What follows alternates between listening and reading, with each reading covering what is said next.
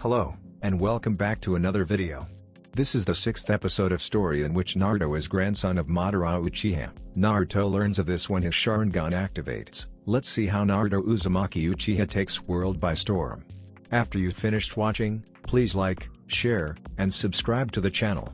Let's get started. 2 years after Naruto and Karen's departure from Konoha. It's the beginning of the end of the world as we know it. Madara's voice is almost like a lance through anyone's confidence. His self-assuredness of everything he speaks of is so absolute that he can make the impossible sound like child's play. Pain does not like Madara. The prophetic wisdom of a century-old madman had correctly determined that the world would indeed remain in eternal conflict. The freedoms granted to those with power to rule over the weak and make them suffer is unjust and wicked. Something truly evil lies within the core of Shinobi culture. The ancient Uchiha had warned them in the past and they hadn't heeded it.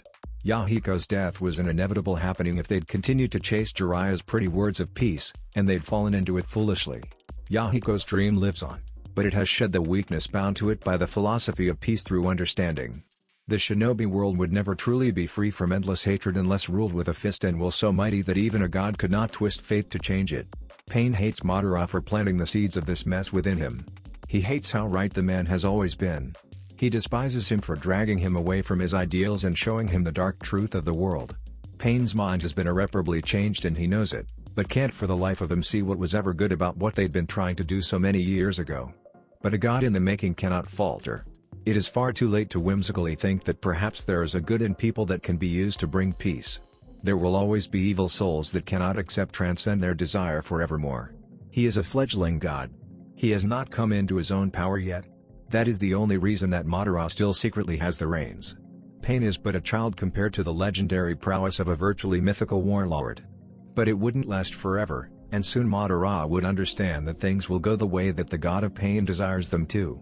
If Madara defies him, then he will regret opening Pain's eyes to evil in the first place. You know what to do. Madara's every action is an order to those who interact with him. Whether it be a patronizing finger wag or slippery double-meaning sentence, no one dares to refuse him. Yet, Madara vanishes into the rain and lightning of Namikaze's overcast sky. Out of the corner of his eyes, he sees Konan give a tiny slouch of relief. Pain activates his communication jutsu and soon every member of his Akatsuki is spiritually present. Akatsuki. We are now a mere few months from enacting our plan to capture the Jinchuriki and Baijuo. Make your final preparations. Zetsu's dual-tone voice chirps and growls. We figured out who's good for getting the Jinchuriki. Listen closely kids. Pain-sama agrees that the teams are appropriate for your tasks. Datara and Sasori will be taking the Ichibi. About time, Datara gives a dramatic hair flip that can barely be seen through the holographic lens of Pain's jutsu. Pain continues without pause. Hidan and Kakuzu, you will continue to search for the Nibi Jinchuriki. Do not engage it while Jiraiya is present. Underestimating that man will result in failure. Hidan practically spits. Some old war relics shouldn't underestimate the power of Joshi. Shut up Hidan. Kakuzu nearly snarls in annoyance. Kakuzu, you damn dirty heathen. Enough. Pain orders stoically. Some of them he'd recruited himself and they now know to listen when he speaks. Predictably, silence echoes. Itachi, Kisame. You will go to the east border of Tsuchi no Kuni and capture the Gobi Jinchuriki. We have received information that his training in the use of the Gobi's chakra has ostracized him from Iwagakure, so he is hiding somewhere in the mountains. Pain cannot see Itachi's face, but he knows there is something dangerous lurking in those eyes that are oh so similar to Madara's. Like a cornered animal ready to fight. Madara has promised to keep him in order. Understood, leader. Kisame speaks for the pair of them. He drolly gives out the order that they are not to engage the Jinchuriki until the previous one is sealed. The fate of the world is banked on this plan. There can be no room for failure. Land of hot water, forest outskirts. Karen doesn't like it when Naruto is frustrated. She knows that he gets frustrated when he hits a block in his training or anything else that's important to him. Everything Shinobi related came to him with ease, with the exception of the ability to heal. His prowess with the Makuten had excelled, his Sharingan more refined than ever. His taijutsu was so monstrous that she honestly doubted anyone could defeat him in the art at this point. But the things that he couldn't do really mattered to him. He sees her scars as his personal responsibility and for some reason that she can't comprehend, resents himself for his failure to help her. There hadn't been anything that he could not conquer through his sheer will. Not once did he give up trying to master Senju Hashirama's jutsu. Never did he pause in his pursuit of mastery of ninjutsu. He never stops believing in himself, even when the chance of him being successful is to his mind low. And without hesitation or fear of rejection, he'd asked her on their first date. The best day of her life, though he insists there are more to come once they're finally home, away from the brutal training regime he's putting the both of them through. Once he's confident that her battle senses are refined enough to protect herself without his or anyone else's help. Success is what drives him. And now he has met something that he has struggled to find even a smidgen of success. So she had been immensely happy to discover that his month-long moping mood had been completely destroyed after they'd gotten into a fight with Orochimaru's henchman of all people. Although it had taken a few days to discover why, and even now she didn't really understand. Naruto had rattled off on a ranting lecture about chakra interconnectivity that had flown over her head, but it seemed to perk him up so much that she couldn't help but smile at his improved confidence. "We finally found you, fucking shithead."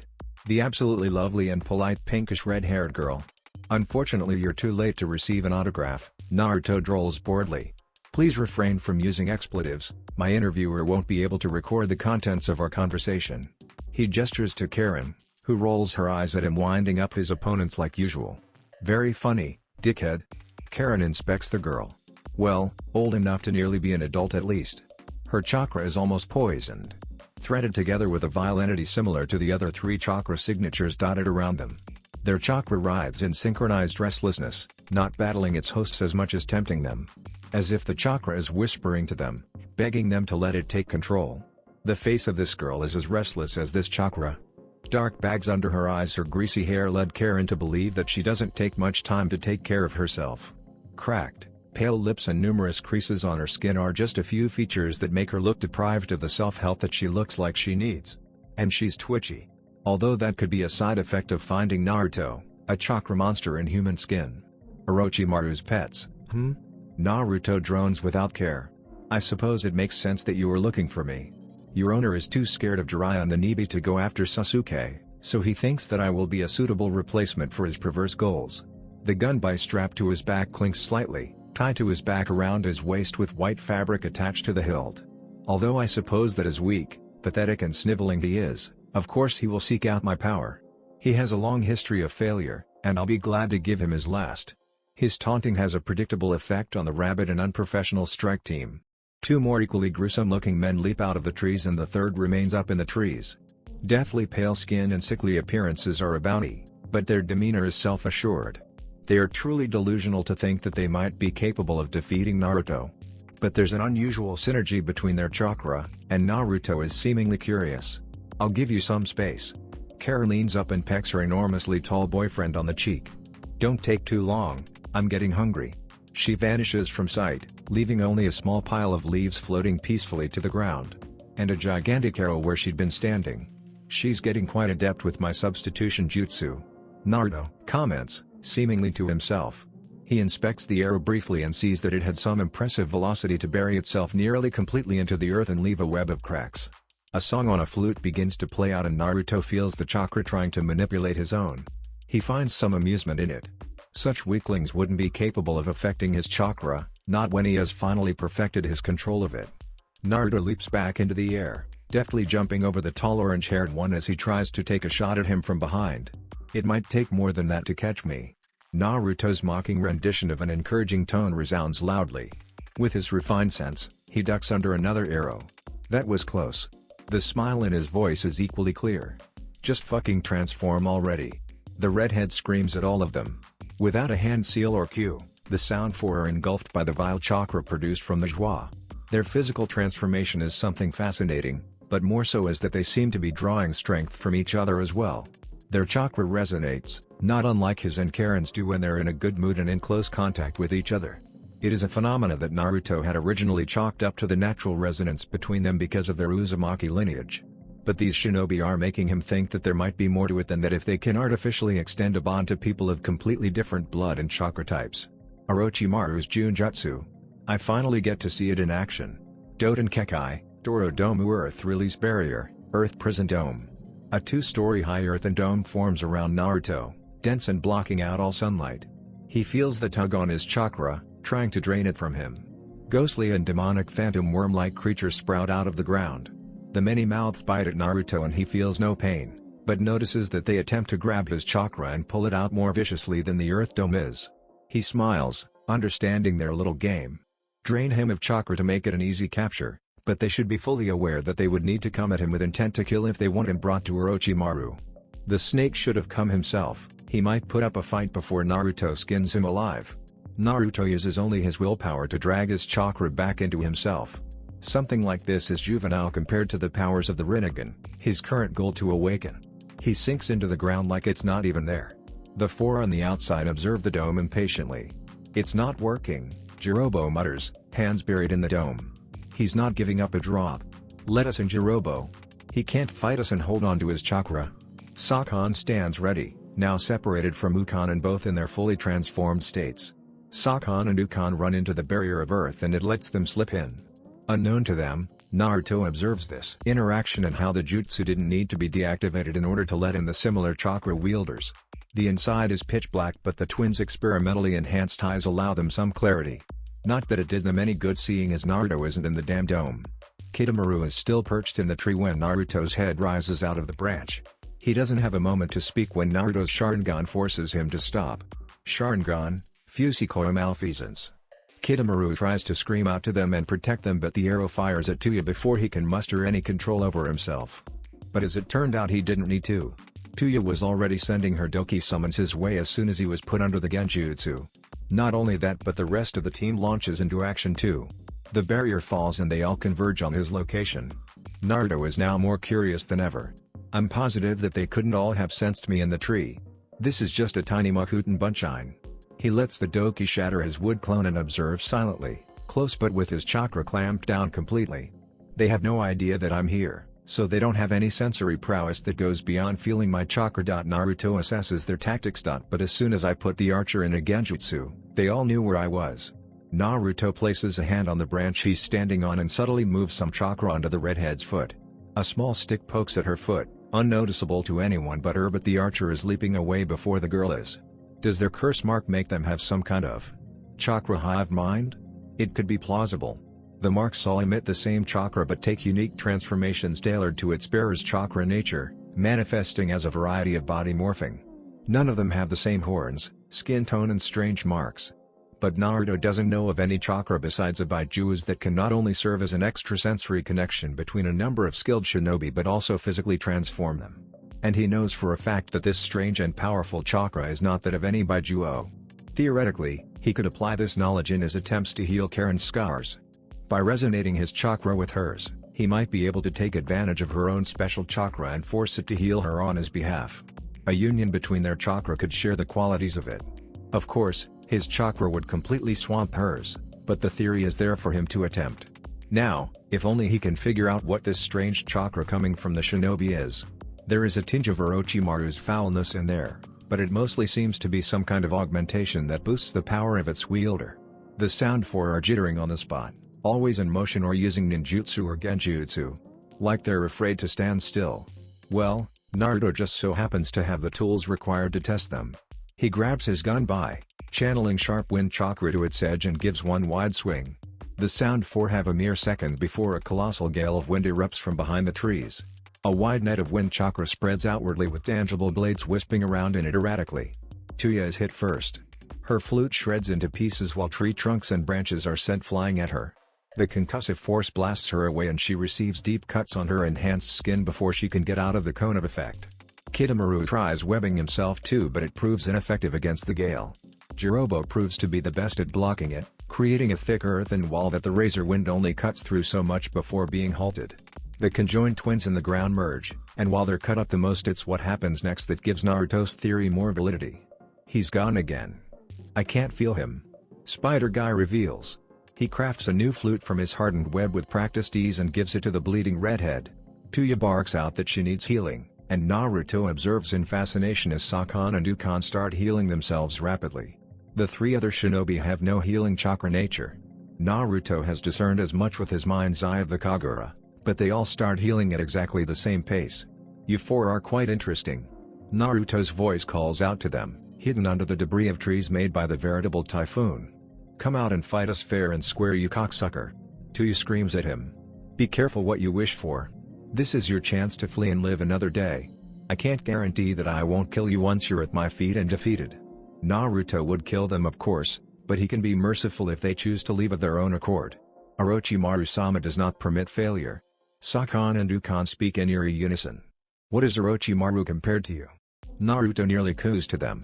You could be so much more than just his slaves. All you need to do is take that power from him.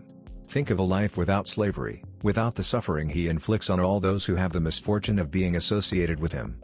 The freedom to choose your fate is the gift a very wise and powerful man gave humanity long ago. Do you think him to be a god? Do you think that he will not discard you when it suits him best? He sent you to die by my hands, to be nothing more than a distraction to gauge my power. Live for yourselves and you will truly be greater than he could ever imagine. Naruto feels the curse mark's power completely drown out their own. As he suspected with Sasuke's mark, it affects the mind too. Shut up you damn piece of trash. Jirobo seemingly loses his restraint and draws power from his allies for an ninjutsu. Doton, Domugormu Earth Release, Earth Prison Golem. The Earth Golem is much larger than he was expecting, possibly rivaling the size of his half-body Susanoo. It would have been more impressive if the orange-haired one had created it with his own strength, but Naruto supposes that when he breaks it with ease, it will be demoralizing for this little motley crew. Said group of which are all perched on its shoulders. It stomps forward, with the redhead's humanoid summons being beckoned by her new flute to attack him once more. How sad. Naruto sighs, rising up out of a branch and stowing his gun by. He catches an arrow fired at him with nothing but raw strength and throws it with the same velocity at one of the doki, killing it and dispelling it for good. He forms a snake seal. Makuten, Mokujin no Jutsu Wood Release, Wood Human. A wooden hand sprouts from the land to block the Earth Golem's punch. It does so effortlessly, and the rest of his wood human begins to rise as well.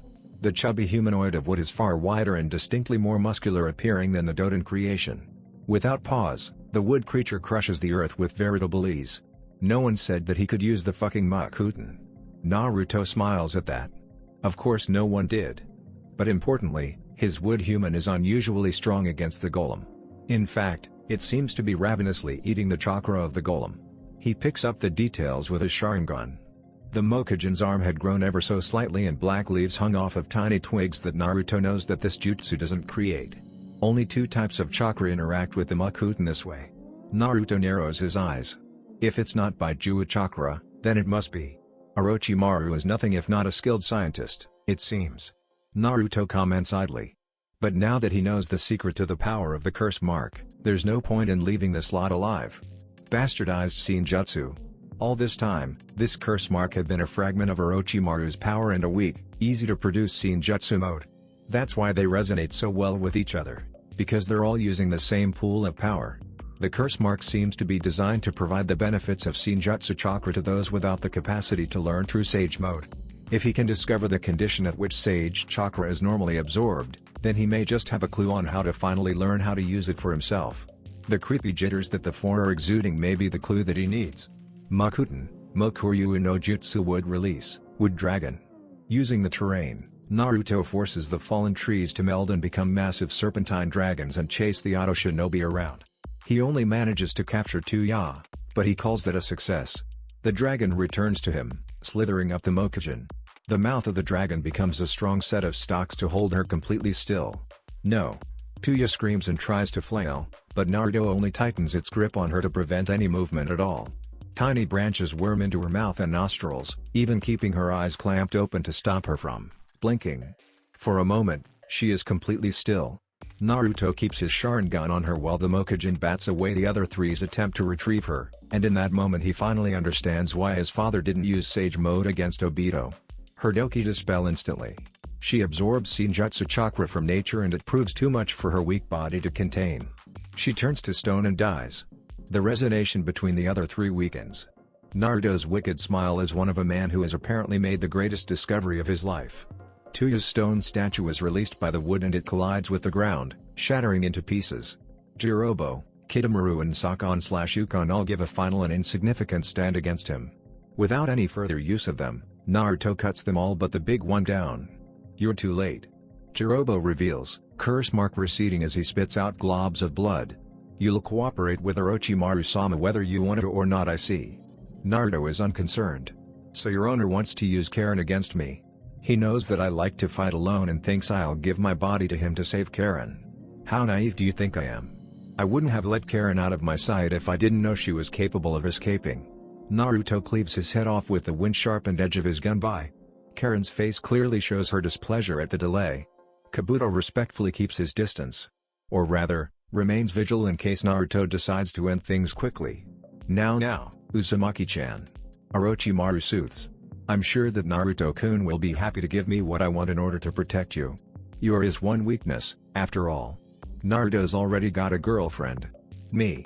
So maybe you can go find Jiraiya and beg him to take you back. How crude. Perhaps you will be more agreeable in my custody. See Naijashu hidden shadow snake hands. Karen weaves around the many snakes sprouting from his shoulders with enviable grace. 2 golden chains sprout from her back. Ski-Yujin Red Yang formation. Crimson chakra forms between the 2 chains, wobbling like a flag in the wind between them. The chains sweep around and completely disintegrate anything that comes between them, including Orochimaru's snakes. That is a Hokage-level barrier jutsu, Orochimaru observes with a sickly smile. Getting around the need for several strong shinobi to cast it is no easy feat, and yet you trivialize it with your special chakra. Naruto has trained you well. Knowing that Orochimaru's snake-style ninjutsu would be an ongoing problem, Karen creates 7 more chains and plants them in the ground around the both of them. The red yang barrier shapes like an eggshell, and using these anchors, she suspends herself between them before elongating all of the chains until she's well over 50 meters above him. There is a great cracking noise as the chains connect under the surface of the earth, separating the arena from the rest of the ground with the extremely powerful barrier. Skyutori Kago Red Yang Birdcage. Karen announces, and wills the barrier to close in on the Sannin. The walls get closer slowly, threatening to obliterate him. Magnificent. Orochimaru praises, seemingly genuine this time. He leaps onto the barrier, but launches wind chakra off of his feet to propel himself off of it before he can touch the aggressive red shield. Orochimaru does this several times, getting closer to Karen. Karen responds by twisting the barrier as if it were a kink in a hose, completely separating herself from the Sannin. With no more options, Orochimaru is forced to allow a snake to swallow him whole before they are consumed entirely by Karen's jutsu. The snake dispels, taking Orochimaru with it and away from the realm of humans. Kabuto summons the very same snake on the outside of the barrier. Marvelous, truly. Orochimaru says, leaving the mouth of the large snake. They observe the barrier externally as it dissipates, before the extremely long spider leg-like chains start crawling their way over to them once more. She wouldn't catch him again, of course, seeing as this mode of transport appears to be no faster than running. But it does make quite an intimidating image when he knows how he could have been defeated by that barrier. At least it appears that the chains cannot sprout more chains off of them. Orochimaru takes off at blurring speed and runs up one of the chains. He is careful to keep on the outside of the effective field for her jutsu. Futon, Kazekiri no Jutsu Wind Release, Wind Cutter. Karen weaves numerous hand seals. Oscillating waves of sharp wind chakra pulse down all of the chains in dense halos. The Sannin hurdles over them with his unnaturally flexible legs, rapidly approaching Karen long before she can retract the chains. Futon, Shinku Tabaikama Wind Release, Vacuum Dive. Karen plummets to the ground using Naruto's jutsu. Too late, little Uzumaki. Orochimaru taunts, elongating his neck and shooting an extending blade out of it. He hears a terrible shrieking noise far too late. Futon, Rasen Shuriken. From the ground, a wildly spinning wind jutsu is thrown upwards and whizzes past Karen without touching her.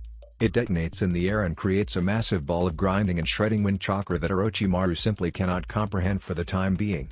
His blade pings off of the violent ball of chakra, before the shuriken bisects him through the middle. The one half of Orochimaru's body that isn't turned to fine dust and gruel sails down to the ground with wide eyes and lands with a wet slap. Naruto catches Karen in a bridal carry and sets her down. "Thanks, Naru." She mutters, sucking in her lip as she comes off the adrenaline high of fighting a freaking Sannin. "Don't let down your guard just yet." Naruto keeps his eyes on Orochimaru's fallen body, keenly watching as he seems to draw chakra from nothing before regurgitating another version of himself from his mouth. "You continue to surprise me, Naruto-kun." Orochimaru licks his lips with his long tongue. "It seems you've even mastered the jutsu that your father could not. I would have died if I were anyone less." Naruto pays attention to Orochimaru's rising chakra reserves, seemingly absorbing it from nowhere. Too bad he knows better now. The special link created between Orochimaru and the bearers of the curse mark allows him to draw power from them at any point.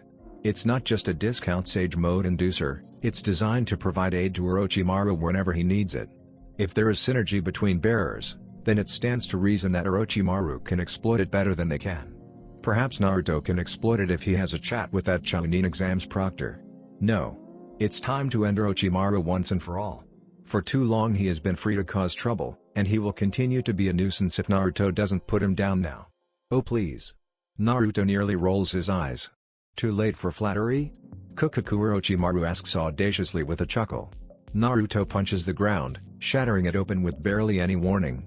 He drags Kabuto out by his neck and holds him up by it. I still haven't paid you back for the Chunin exams. You had potential and yet you wasted it with this creature. Hey, Kabuto chuckles as well. Maybe you just don't understand loyalty, Naruto. Kabuto's chakra scalpel flares to life and Naruto lets it hit his chest, above his heart. Predictable. Naruto mutters in contempt, before the wood clone unravels into many flexible but strong branches that wrap Kabuto from head to toe before he can even react. Makuten!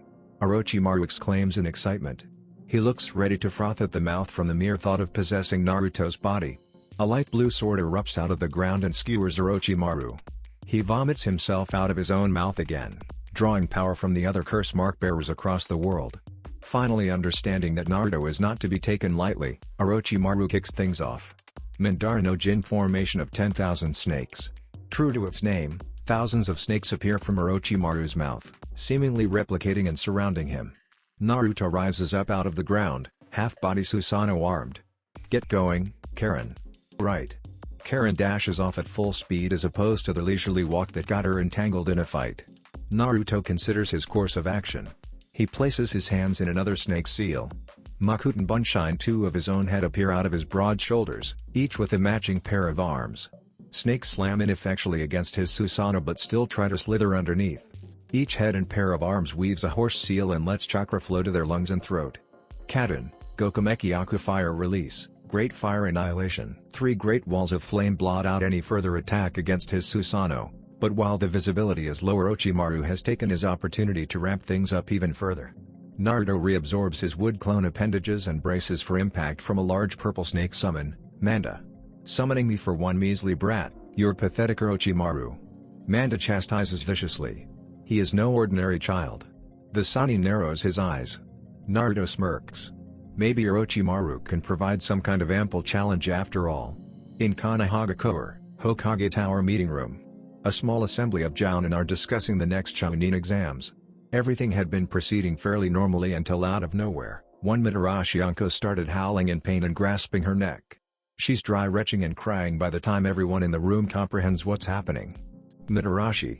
Tsunade leaps out of her seat. She's diagnosing the Tokubutsu Jounin before he's afraid. Anko rasps, curling into the fetal position with strain. Who's afraid? Tsunade asks immediately, finding chakra loss in her but with no obvious source. Anko wails but says one word before passing out. Orochimaru. Get me a Fuinjutsu specialist, now. Land of hot water, border forest. Naruto laughs joyously and Orochimaru does not share his appreciation of the battle. The full-body Susanoo stomps forward and meets Manda's attacks blow for blow, punching away the snake when it gets too close and throwing it off whenever it gets a tight wrap on the light blue engine of destruction. Naruto is still suspended in its belly while he weaves a tiger seal. Kaden, Gokumes hits a fire release, Great Fire Destruction. The flamethrower of enormous proportions touches the ground and Manda is forced to stop his attack. The flames burn at the feet of the Susanoo while Naruto remains unharmed and protected by it. Perhaps we need to prepare a new assault, Manda. Orochimaru suggests with a scowl. Now would be the time if you have any bright ideas. Orochimaru waves through a summoning. Kushios, Sanju Rashomon summoning, Triple Rashomon. 3 gates block the line of sight between Manda and Naruto. Naruto's grin is near face-splitting. He clenches his fists and wills his Susanoo to grow in power. Behold, Orochimaru. My perfect Susanoo. It grows to the point that it dwarfs Manda entirely, with a wingspan probably equal to Manda's full size.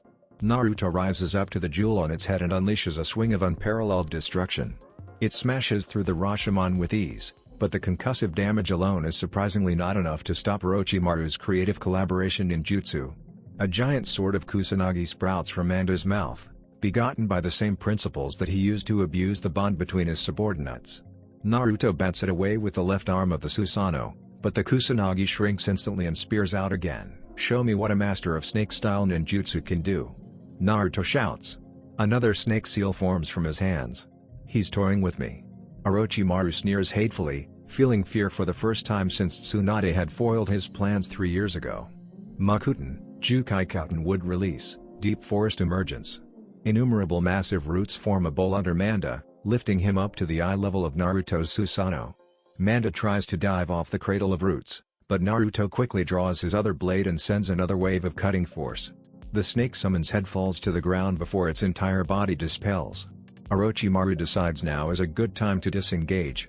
"You're not getting away," Naruto taunts, taking flight with the Susanoo and swiping with such force that the air drags Orochimaru back down to the ground. Kabuto realizes that the likelihood of Orochimaru-sama surviving is little to none. The shockwaves caused by Naruto's Mangekyou Sharingan power have freed him, but even he knows when to quit. Uchiha Naruto cannot be defeated by them right now. It's time to cut his losses and learn to survive on his own. As he always has been. Naruto retracts his Susanoo and pursues Orochimaru on foot. He is gaining on the Sannin quickly, but he knows that given enough time, the pathetic snake will simply absorb everything left from his marked subordinates. He dashes towards him and slams his fingers into the ground, hissing red chakra speeding towards his enemy. Uchiha Kanjin Uchiha Flame Formation. "You didn't learn from Karen's mistake, Naruto." Orochimaru hisses. "I can simply reverse summon myself out and live another day." Famous last words before light blue chains pierce his feet and anchor him to the ground. Orochimaru spots flicking chakra at Naruto's feet, making it known that's where the chains are coming from. "Fusikoa malfeasance," Naruto mutters, dominating Orochimaru's chakra control with his own oppressive energy and holding him still long enough for the Uchiha to get close. The Shanin watches with gritting teeth. "Stop this, you fool. You would kill me for Konoha? A village that reviled your mother for protecting you? You call me the fool, but you brought this upon yourself." Naruto's self-assuredness has Orochimaru shivering. "I might have even left well enough alone if you hadn't brought Karen into this. But you've been a thorn in my side since I had to flee from you the first time we met, and I do not take kindly to an insult against me like that." Kyakufun contract seal. Naruto slams his open hand against Orochimaru's chest. Orochimaru looks up. "What did you do?" "Exactly what the jutsu is designed to do." Naruto smiles. "It prohibits you from receiving help from summons or from anything else that requires a transmission of chakra to or from another being. No clones. No summons. Just you. And me." One last ditch is what Orochimaru gives, regurgitating the Kusanagi and attacking Naruto with it. Amaterasu. The only things left behind are the Sannin's head and his precious sword. 20 minutes later, Naruto catches up with Karen and they finally make their way home to Konoha. "Yuck. Gross, Naruto, get that thing away from me." Naruto swings Orochimaru's head around and his elongated tongue slaps Karen on the forehead. "I'm gonna kill you." In Konohagakure, the hospital. "She's stable, Tsunade-sama." Sakura breathes a sigh of relief when the inexplicable convulsions finally stop. Tsunade is still watching Anko closely. The curse mark in particular. Her eyes widen when it starts to peel off of her skin in dead clumps of sickly purple chakra. "Oh my god." She trembles. "Tsunade-sama? What's this?" Tsunade turns to her apprentice. "The mark. If it's gone, then that means the person who gave it was sealed before they died. They have no anchor to come back to, so it's disappearing on its own. So that means Sakura is stunned, as are Anko's friends checking on her condition. Orochimaru is dead. Uchiha Naruto. Age, 16. Threat level, S rank. Affiliation, Konohagakure no Sato. Officer status, Jounin. Known relatives, Namikaze Minato father, deceased. Uzumaki Kushina mother, deceased. Uchiha Madara maternal grandfather, unknown status. Uzumaki Karen partner. Appearance, fair skin. Thigh-length spiky black hair parted to cover his right eye. Sharingan active at all times. Muscular physique, approx 195 cm tall. Typically seen with a high-collared black coat. Bounty issue Otogakure, 65 million Ryo. Kumagakure, 50 million Ryo. Iwagakure, 62 million Ryo. To be paid on delivery of proof of his capture or death. Reason for issue Otogakure, assassination of the leader of Otogakure, Orochimaru. Kumagakure, none provided. Iwagakure, none provided. Kekkei Genkai Mangekyou Sharingan. Makuten. Uzumaki body and chakra. Combat capabilities: Katen and Futon Mastery. Taijutsu Master. Suspected control over all 5 basic chakra natures. Barrier Ninjutsu. Fuinjutsu Specialist. Chakra Masking Technique. Enhanced Sensory Prowess. Combat Warning: flee on sight. Only engage with large numbers and by surprise. Do not engage with intent to endure. Uchiha Naruto's chakra capacity surpasses all known Kage. Do not look him in the eyes. Jiraiya feels his knees give out and he drops the bingo book given to him by one of his spies one town over. I think it's high time that we make our way home. He says breathlessly. Jiraiya-sensei? Sasuke questions, holding a stick with a fish on it up to his mouth that had been cooking on their fire. Knowing that Jiraiya has been shaken, Sasuke opens the marked page and chokes violently on his bite of fish. Kakashi sips his sake benignly through his mask. Everyone assembled at the table in the restaurant is annoyed that he has somehow managed to circumvent the common thought that he'd need to take the mask off. Shizune bites her lip in not-so-disguised amusement. They're having a little get-together for Anko, who demanded a celebration at being free from Orochimaru's curse mark. Weeks of investigation and diagnosis yielded no result, but with Anko in a better and happier mood than ever, they were happy to let her treat them to one of the more classy joints in Konoha. That's bullshit. Anko accuses, finger pointed directly at him. Ara? Kakashi drawls, eye curling up in amusement. I'll take the damn thing off myself. Anko leaps over the table, only to be held back by Kurenai, Genma, and Guy. Shizune giggles and leans on his shoulder. Looks like she's had too much tonight, judging by the flushed look. The glance she gives him makes him grateful that Sakura is babysitting tonight. Kakashi leaps up however when the door to the restaurant is slammed open by Hayate and Yugao, both looking deathly pale. What's going on? Anko slurs drunkenly, displeased at the interruption of her late guests. Hayate passes the dog-eared bingo book to Kakashi first. The copy nin scans over the page before looking up with a shaky hand. Kakashi? Guy asks, looking concerned. He passes the book to Anko. With trepidation, Anko takes it. Her mouth is moving but not a sound comes out. There's a minute of worried silence before Anko picks the jug of sake. Here's to you, crazy bastard. No one tries to stop her. Take my hands. Naruto says softly after promising not to chase her around with Orochimaru's head. Karen does so, sitting with her legs crossed in front of him. I'm glad that we encountered Orochimaru. It was revealing about the nature of chakra, and now I understand what exactly the religion of ninju is. Using our gift of chakra to create, not to destroy. What's going on, Naru? Karen asks him, letting the warmth of his large hands engulf her own. Listen. Naruto says quickly. Listen to my chakra. Listen to it echo within you, and yours within me. Karen tries to indulge him. She feels phantom tingles in her eyes and on her skin. Do you trust me? With your life? Always. Karen hisses at him for daring to question her devotion to him. Good. Because this might sting a bit. Naruto takes a deep breath. Pure white chakra engulfed them both. Inaka Yokusei life force rebirth. Karen blacks out. She wakes 3 days later with a worried Naruto hanging over her head. Naru? Karen rasps and Naruto gives her a bottle of water. Are you alright? Any pain, blurry spots in your sight? Are you itchy? Yes, no, no and no? Karen responds confusedly, her hand slapping out clumsily to get her glasses in the same spot that she always puts them. Only to see that they aren't there. Only to see perfectly that they aren't there. No blurry blobs. Perfect clarity. She touches her face and finds that no, she isn't already wearing them. What? Karen whispers. Karen leaps out of bed and runs to the motel room mirror. She cries and cries some more. In her eyes, she sees 2 perfectly normal scarlet irides, complete with a black pupil in each. And she truly breaks down when she sees on her skin that there is not one single bite mark. Karen doesn't make mention of his ringed, metallic purple gaze. Tsunade-sama. 2 familiar chakra signatures have entered the barrier, but they haven't been tagged with our formula.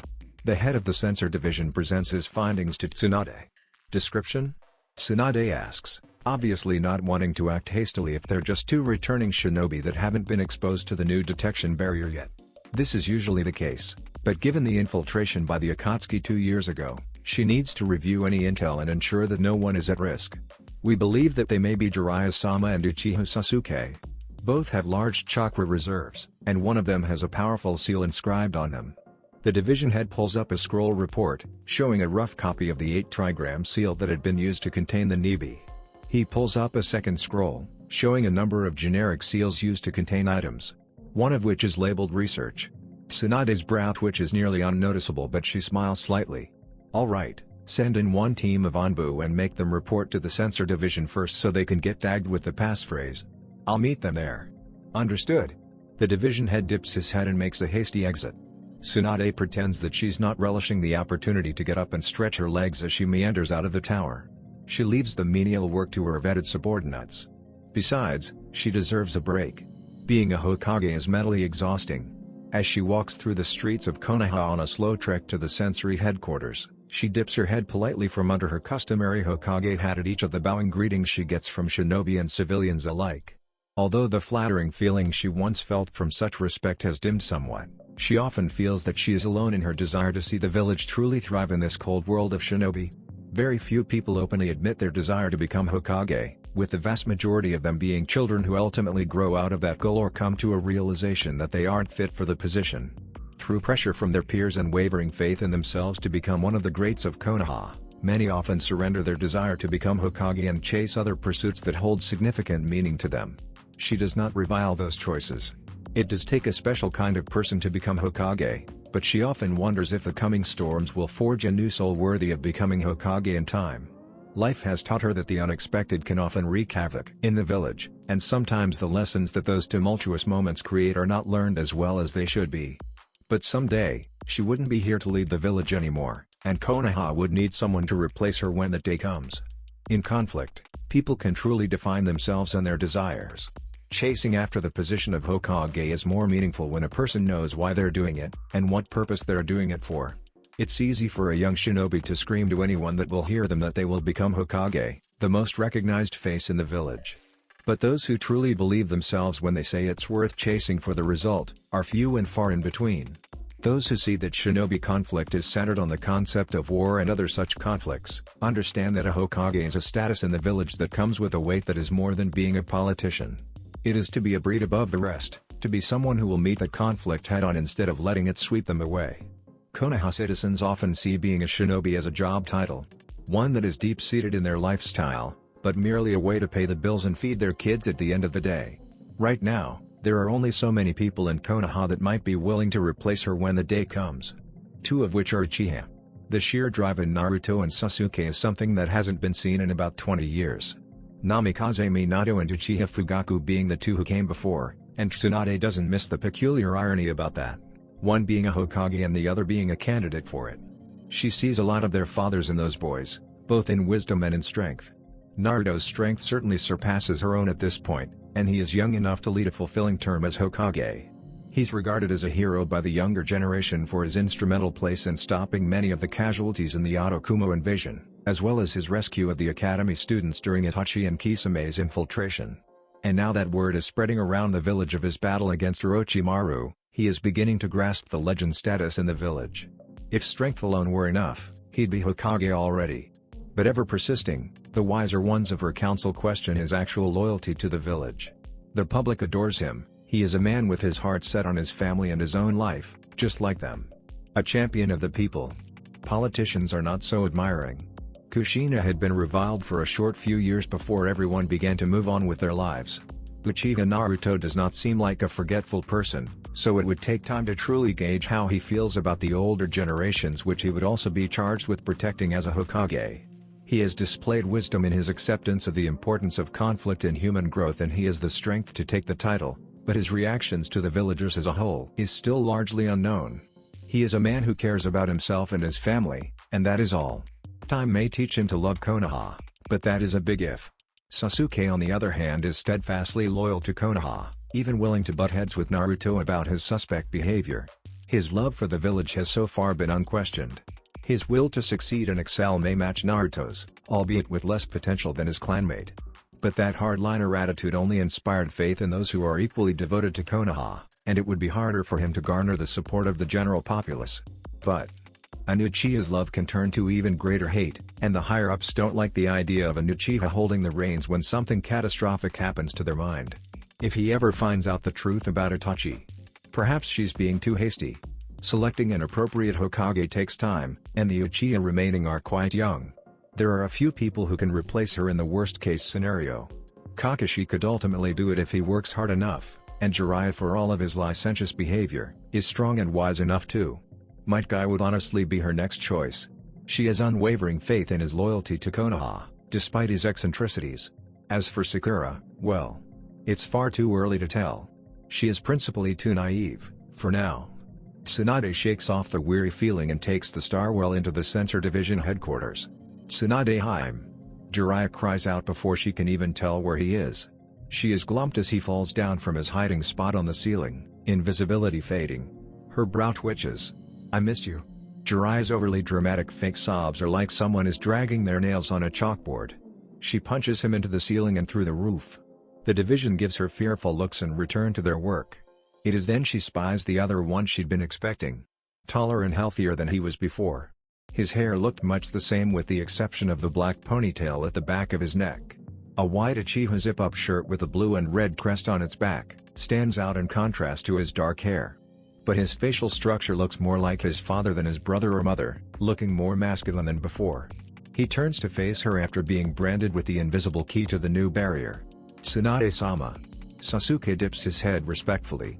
Not too low. It's just not the style of an Uchiha. Welcome home, Sasuke. Tsunade smiles. It's good to be back. Sasuke smiles back. Sakura briefly moves her long pink hair out of her face as she tries to deal with yet another distraction by an unwanted charge for the day. Research on neural damage caused by seals is something unique and untouched to her before, but someone had piqued her curiosity about it, so she decided to see if she could find anything that might be worth knowing in other fields. She gives a deadpan stare. Minako returns the stare with teary puppy dog eyes, silently begging. You should be in school. Having grown an immunity to it, Sakura doesn't budge. Please Ne-chan. Minako is all but sprawling over Sakura's lap, and the young woman is forced to put her textbook down. The academy is so boring. I already know everything. True to being Hatake Kakashi's daughter, Minako is frustrated with Konoha's slow academic system. Only she isn't afforded the opportunity to graduate early like the old days, and neither Kakashi nor Shizune want her to. They tutor her of course, but they're also her parents, which leads to some difficulty in teaching her without being frustrated. There'd been a phrase that passed her ear once, don't teach someone you like, because you won't like them afterwards. Naruto had gotten away with being truant, but even as a child his skill level had been leaps and bounds ahead of his peers by such a significant margin that even Tsunade-sensei agreed that the academy hadn't been doing him any good. Outside of reading and writing comprehension and ability, anyway. I'll teach you one jutsu, and you go straight back to the academy, and don't skip the academy and come crawling back to me until you're sure you've mastered it, understand? Sakura compromises, but sternly. Please please please please. Minako begs again, willing to do anything not to be sent back to the academy. Alright, I want you to pay attention. Sakura knows that Minako is astute, so she gives her simple but not too much so rundown. This jutsu was made by Naruto and he taught it to me, you remember Naruto? Oni-chan. Minako confirms, though the time past may make her memories of him foggy. It starts out just like genjutsu, you reach out with your chakra using these signs. She waves the signs slowly and precisely, saying them aloud with each one. You stamp something with the chakra that you just wove. And then, she weaves the remaining signs, bringing the total up to 7. The stack of paper on the desk is suddenly replaced by her backpack that had been laying inconspicuously in the corner. Sogo Kawarimi no Jutsu Mutual Substitution. Sakura states after the demonstration. Wa? Minako looks confused but intrigued. It's like the substitution jutsu, but instead of swapping you, it swaps two different things. When your chakra control is good enough, Sakura points out the window to her neighbor's room across the street. You can swap with things that are far away too. The bag on her desk vanishes and is replaced by the pot plant on the adjacent windowsill, before it swaps back. And if you're really good at chakra control, Sakura starts swapping multiple objects in the room, making it seem like a messy blur. You can do several at once and confuse people. Oni-chan made this? Minako asks in amazement. He sure did. He needed it for our Chunin exams, so he invented on the spot. Something dry slips into Sakura's voice, but it is also font. Show me the signs again. Please. Please show me the signs again. I wanna learn Oni-chan's jutsu. The begging is back in full force. Sakura hides an exasperated sigh. Promise me you'll go back to the academy if I do. Minako nods solemnly, light slipping out of her eyes. I promise. It takes only a few minutes before Minako gets the signs down, and she's already running out of Sakura's room, rushing past Mebuki as she's bringing her daughter a snack. "Thank you, Nei-chan." "Bye, Nei-chan." "Bye, Nei-chan's Ka-chan." Mebuki sucks in her lip in amusement before entering Sakura's room. "Taking on students now, oh great apprentice of the Hokage?" Sakura groans at her mother's teasing. She takes the offered chance to have a break from her personal genjutsu study and sees her mother's face shrouded in the silhouette of someone outside the window. Kakashi and Shizune are scaling each side of the window, peering in with cheeky grins. "That was some impressive chakra control, Sakura-sensei." Kakashi gives her his signature eye smile and her face heats up. "I hope Sakura grits out. Your mission isn't to make fun of me today." She cracks her knuckles for emphasis, leading the couple to take a cautionary lean back. "Don't be like that, Sakura." Shizune waves it off sheepishly. "We actually are here for a good reason." "What's happening?" They don't seem particularly panicked, but it could be an act not to agitate Mebuki. Jiraiya-sama and Sasuke have returned. They're getting stamped at the sensor. Sakura is leaping out of the window before they can finish. Kakashi and Shizune follow quickly. Mebuki eyes the abandoned snack with discontent. "Humph. Shinobi." Ringed purple eyes observe the barrier from the outside. "I couldn't see this before. It's interesting." Something of a mischievous gleam enters his gaze. Sasuke is quizzing the sensor Shinobi out of curiosity, just trying to understand what it's going to do to help Konoha as a whole. So this Sasuke gestures towards the floating water sphere. "Picks up chakra anomalies as soon as they enter the barrier? What about wildlife and such, wouldn't that set it off?" The division head Uzumaki strokes his white goatee and nods a confirmation. "HMHM, they certainly do. However, the beauty of the field is that it can distinguish types of life. Even if someone were to say, transform into a small rodent, they would still have distinctly human chakra that can be assessed by chakra nature, chakra strength and capacity, as well as a recording of any seal that enters the barrier. It's how we pick you up. See over here." Uzumaki brings him over to the scroll printers with large jars of ink feeding into them. Sasuke sees a near-perfect rendition of his 8-trigram seal, along with colored kanji denoting his chakra natures of fire and lightning. There are a few blips that don't pass as anything legible above and beneath the markings showing his and Jiraiya's chakra alignments. The little scribbles are just wildlife really. The water sphere in the middle of the room helps us track them just in case, but as you can see, this advanced design is quite sufficient at detecting intruders. If an outlier pops into the barrier, we investigate and see if they're a threat or a friendly that hasn't been tagged with the entry formula. Could a potential intruder tag themselves with the formula if they study the barrier for long enough? Sasuke asks, wanting to know if it's possible that Itachi or his undesirable allies could outsmart the formula. Not unless they take the barrier plans straight from our minds. Uzumaki taps his temple. It's impossible to see the barrier. In addition, it's a two-stage system. The sphere displays anomalies and the printers record them in detail. We're right in the heart of the village, so it would really just be a stupid idea to come straight for us when we can alert every shinobi in the village to converge and protect the barrier recipe. You don't tell this to every Konoha shinobi, do you? Sasuke feels that it would be unwise to readily hand out that information to anyone. Of course not. Uzumaki scoffs. But I've seen you and what you've done for Konoha, Uchiha-kun. It takes a brave soul to defend Konoha by any means necessary. Sacrificing yourself to prevent Konoha's destruction by becoming a Jinchuriki is something that I can respect. His eyes show his age when he looks at Sasuke directly. I count myself among the most loyal members of Konoha's military and I believe myself to be a good judge of character. Word of your actions and devotion to the village have spread like wildfire. You've got something strong in you, boy, and I'm not talking about your Baijuo. Even in this age the will of fire burns strong in a good few. Sasuke is somewhat struck by the old man's tangent but feels flattered at the praise. I live to protect Konoha, is all he says in response. No matter the cost. There are many things about this great village that must be protected and preserved. Uzumaki nods solemnly with understanding. Children. The culture. The food is to die for. Brotherhood between shinobi. So many beautiful people. Midway through their spiel, the rest of the barrier corps join in. Best women in all the land. The tasteful thickness of Hyuga women. Wild and Betty Nuzuka. The things that Yamanaka girls can do. An intense sensation of camaraderie emanates from them. Things are silent between them while Tsunade and Jiraiya chitter in the background with hushed whispers.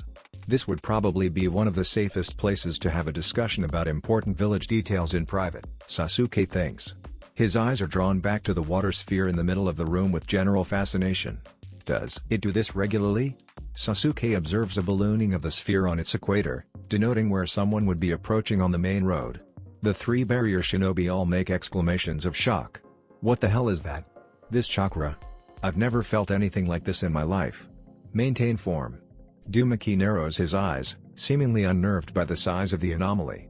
Report. The old man orders. A massive amount of chakra just entered the barrier.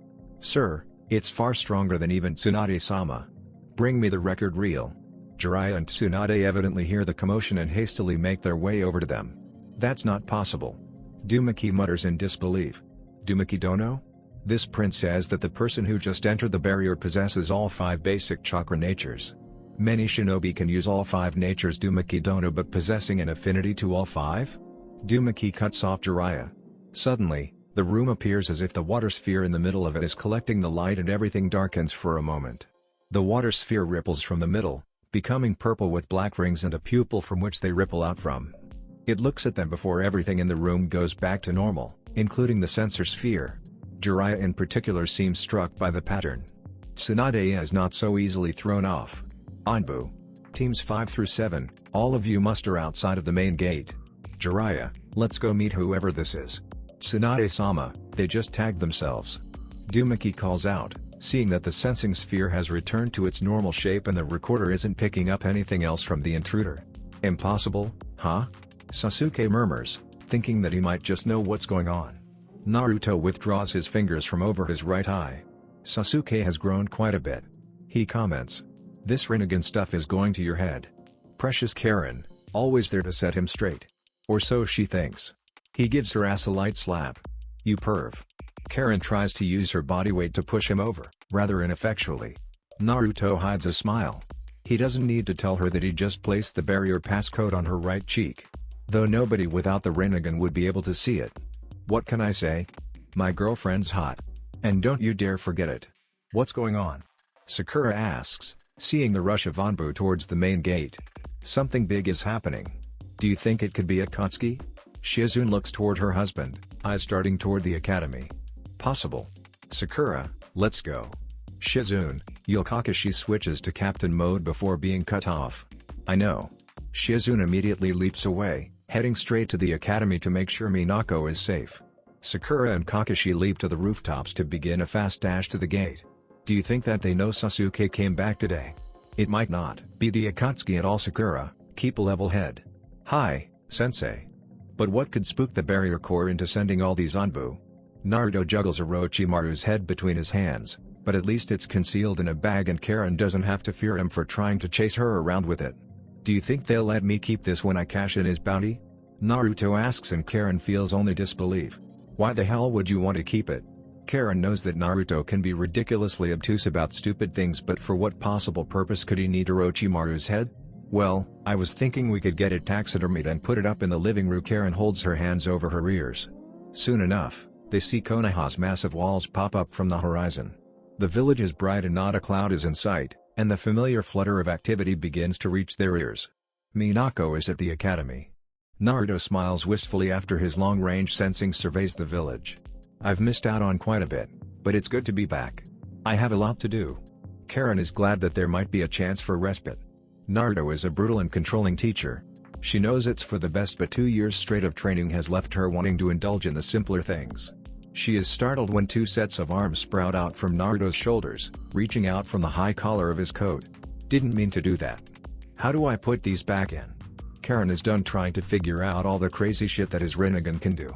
Naruto's struggle to figure out how to control it is amusing in its own way but equally confusing. The mechanical arms retract back into his shoulders, but his neck and jaw open up with neon red and blue lights. He uses this transformation to amplify his scream, and his booming, deep voice echoes across the entirety of Konoha. Konohagakure. Bring me the Nibi Jinchuriki and your village will be spared. Karen takes a calming breath through Naruto's wicked laughter. She opts to sneak in another way and let Naruto have his fun. Konohagakure. Bring me the Nibi Jinchuriki and your village will be spared. Sasuke struggles to keep a straight face as the sheer panic overwhelms the majority of the shinobi present. An amused huff in his mind makes it clear that he isn't the only one finding it at least a little funny. He watches as Tsunade barks out orders and the Anbu and off-duty shinobi arm themselves and stand in formation in front of him. As if it would make any difference. Sasuke, get to safety now. Hi, Tsunade-sama. Sasuke pretends to obey and starts sneaking off to see his family. Tsunade and Jiraiya steady themselves. Through the crowd of shinobi, they see a figure clad in black in the distance running at insane speed towards them. Beads of sweat run down the faces of those who are adept at chakra sensing, knowing just how out of their class this threat is. Get ready. Shaky hands grip their swords and others weave signs and set their chakra. The figure is getting too close for comfort. Attack. A sack lands at her feet after the order, causing Jiraiya and herself to be momentarily alarmed as it uncoils and strands of smooth black hair furl out of it. That's... Tsunade looks up too late. That damn brat. Jiraiya facepalms. I see his sense of humor hasn't changed in the slightest. Roars of fake courage erupt and everyone charges before Tsunade can issue the order to stop. They can only watch as every one of them are completely and brutally bulldozed out of his way. The most elite Anbu are flung into the top of the gate. Jounin are thrown into each other and get knocked down like dominoes. Howls of pained horror resound and yet not one is severely wounded. Stand back. An Anbu issues while he and his three teammates whirl up a collaboration jutsu. Futon, Day-top a great breakthrough. Kaden, Die-end and great fire bullet.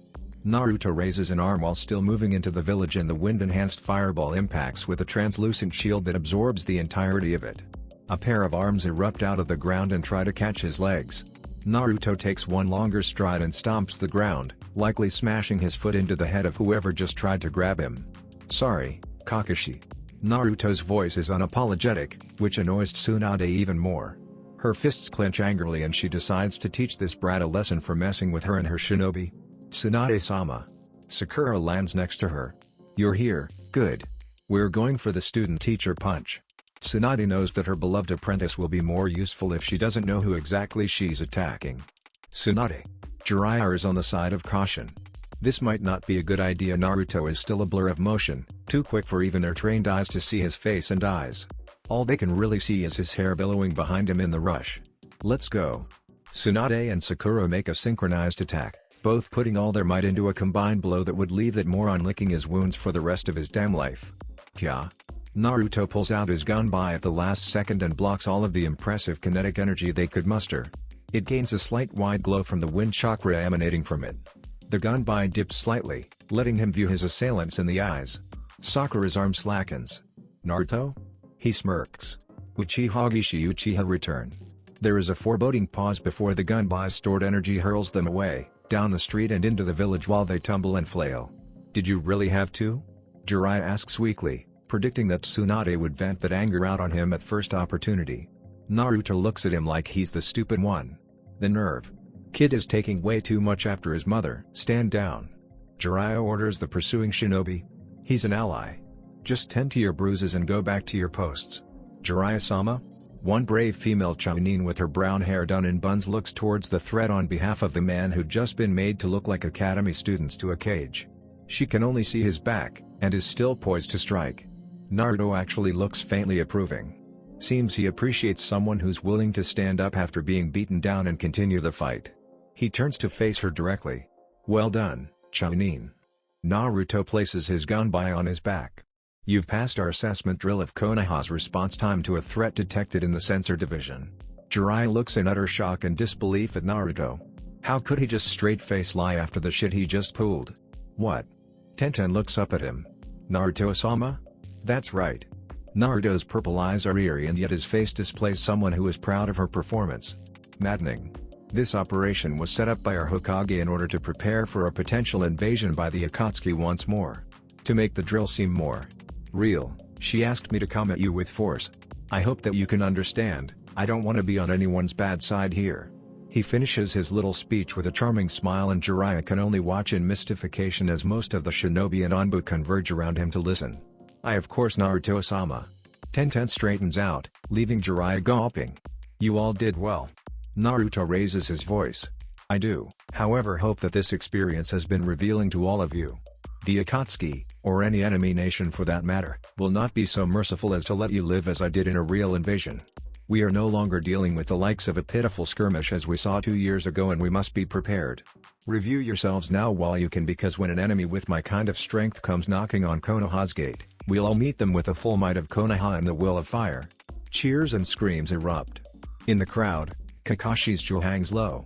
"Didn't you just hurt Tsunade-sama and Sakura-san?" One voice calls out over the noise, leading to a brief silence. "Come now, those two have busy schedules. Neither of them have time to be here in person. What you just saw were two cage bunshine. Besides, don't underestimate those two. They're too strong to be defeated by one mere attack." Naruto chastises, and the person who asked looked slightly embarrassed. "If you have business with her, go straight to the Hokage Tower." Before he can apologize, however, Naruto makes a show of being a commanding presence. "Remember to render aid to yourselves and return to your posts." "Hi, Naruto-sama." The collective of shinobi call out before limping or vanishing away. Once all but Kakashi and Jiraiya are gone, Naruto's face dissolves into helpless amusement. "PFFFT, ha ha ha ha." His laughter keels him over and he looks red-faced.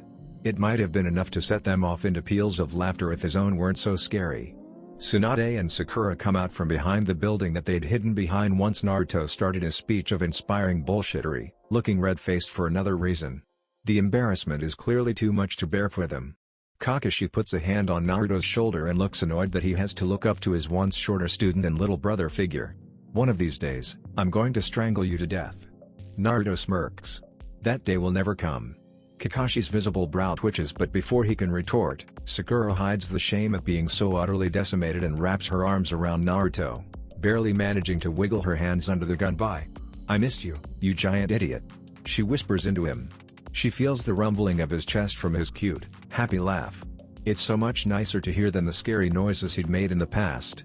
It helps to remind her that despite the monstrous nature of him, that there is a kind, human contrast to everything about him that is oh so easy to admire. For all his conflict-seeking actions and words, inside beats a heart of devotion and love. Her face heats up when he pulls her close. "I've missed you too, Sakura." Naruto smiles down at her. She keeps her face pressed to his chest, not wanting him to see how much she's blushing. Yes, this is all very touching," Tsunade grits out, eager to ruin their reunion. "Where's your redhead menace?" "Karen is already in the village. She's dropping off our belongings at our apartment." Naruto pulls away from a reluctant Sakura but doesn't deign to look towards the Hokage. "How?" Tsunade's tone shifts to something serious. "This isn't something to joke about. That barrier is the best preemptive measure we have against another invasion attempt, so you're either lying to me or you found a way to circumvent an advanced barrier that your father laid the groundwork to create. I suppose it wouldn't be conventionally possible." "Yes." Naruto's response is guileful and dismissive. Sakura takes a closer look at Naruto's face. Now drawn under her more attentive gaze, she does see that he hadn't just gotten taller and deep-voiced. "What happened to your Sharingan?" She mutters softly. "I got the latest edition." Naruto winks before turning slowly to face the other three high-ranking shinobi. Jiraiya's breath catches in his throat. Tsunade looks as though she'd seen a phantom of the past, a long-forgotten memory dredging its way up out of irrelevance. Kakashi doesn't know what to make of it and just stares blankly. "You don't have to fear for the integrity of the barrier. It's actually impressively advanced. But you should know that these eyes can make anything possible if I have enough will and understanding to make it so." Naruto starts meandering down the street, eager to make a visit to certain people. He already knows that he's not the first Rinnegan bearer that Jiraiya has met in person. Kiba stares blankly with a mouth full of unchewed food open to anyone unfortunate enough to look in his direction. A pair of impatient fingers snap in front of his face and his attention is drawn to his sensei. Kurenai stares him down. Her intimidating gaze makes his stomach drop even more than his mother could hope to do. Kiba tries to defend himself. "Oh come on, sensei. Any guy would look twice at that." Kiba thinks he's being reasonable. She gives a slight eye roll. "Yes, I suppose boys will be boys. But I'd think twice about who you go eyeing up in the future. And chew your food. I didn't mean to do it." Kiba mutters around a mouthful. How could he have known some gorgeous redhead would walk past just as he'd been looking in that direction? You don't see beauties like that every day. Unless you're Kurenai's students, but that doesn't really count in his books. He is dragged away from those thoughts by Hinata, who tugs on his jacket timidly. Kurenai-sensei had explained at length to Shino and himself that the past 2 years had not been cozy by any means for the former heiress. Her father is a real piece of work, going as far as to brand his own eldest daughter with a curse mark used on all branch members of the clan. Even now Kiba doesn't really understand it. They say it's to protect the sanctity of the Kekkei Genkai, but Kiba and the other Inuzuka that he deferred vented to about it, said that it was as good as admitting their weakness to everyone. After all, never had a Senju or Uchiha branded members of their clan, displaying faith in the abilities in their blood. But regardless of the ridiculous politics going on in that stupid clan, Hinata had become extremely withdrawn since having that seal applied to her forehead. She doesn't go anywhere without her headband over it, and although she'd never said it, Kiba is pretty confident that the mark itself held meaning in the form of failure to her. Failure to receive her father's love and approval. She is getting very thin these days, and damn if he isn't trying to lift her spirits up. Shino hasn't been any help at all, preferring to maintain his clinical outlook on everything and saying everything matter-of-factly, which he doesn't seem to understand isn't helping Hinata. Maybe he doesn't even want to help. The only people she really even speaks to are Kiba, Kurenai, and only two members of her clan, Neji and Izashi-san. The two of them are exceedingly kind people with big hearts that are nearly worn on their sleeves. Any other time she's flinching away from people, and her performance during missions has drastically decreased as a result. Hinata had been off of missions for a few weeks now, pending a reassessment of her skills to see if she's still fit for active duty. Whenever they left the village, Sakura often replaced her. Neji's been asking me some weird questions. Sakura reveals to him as they dash through the trees, asking about unexpected seizures in Hyuga clan members. Kurenai stiffens in front of them.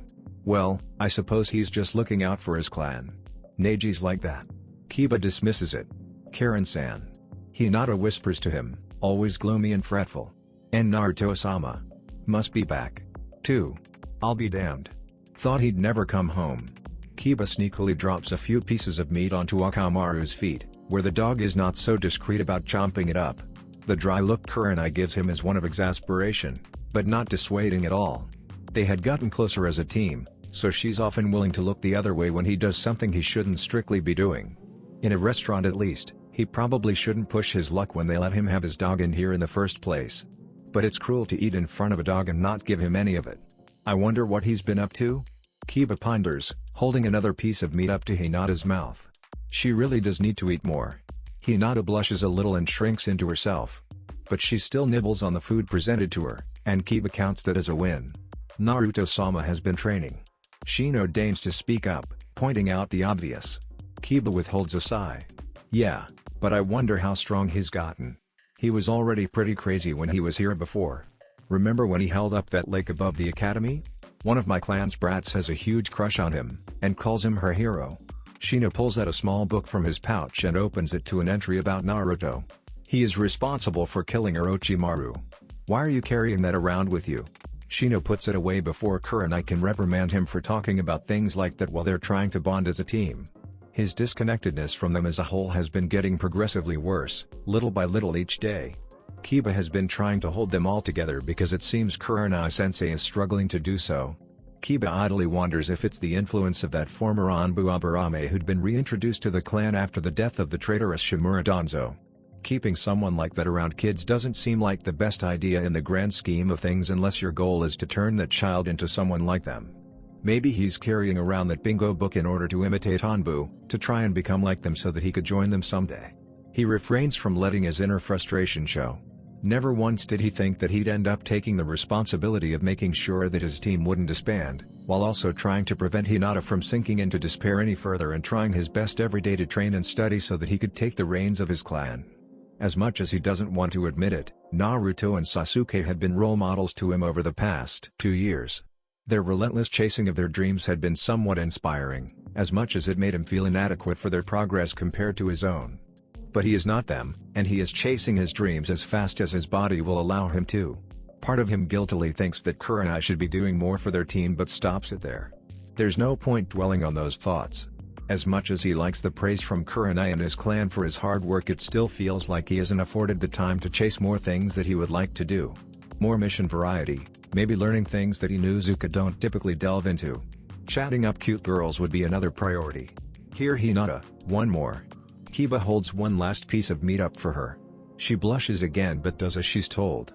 She's a beautiful girl too, despite the increasingly pale skin and dangerously skinny body. Well, at least he's doing his best. There's only so much of himself that he will sacrifice before he gets fed up, but these burdens he takes upon himself make him stronger and wiser.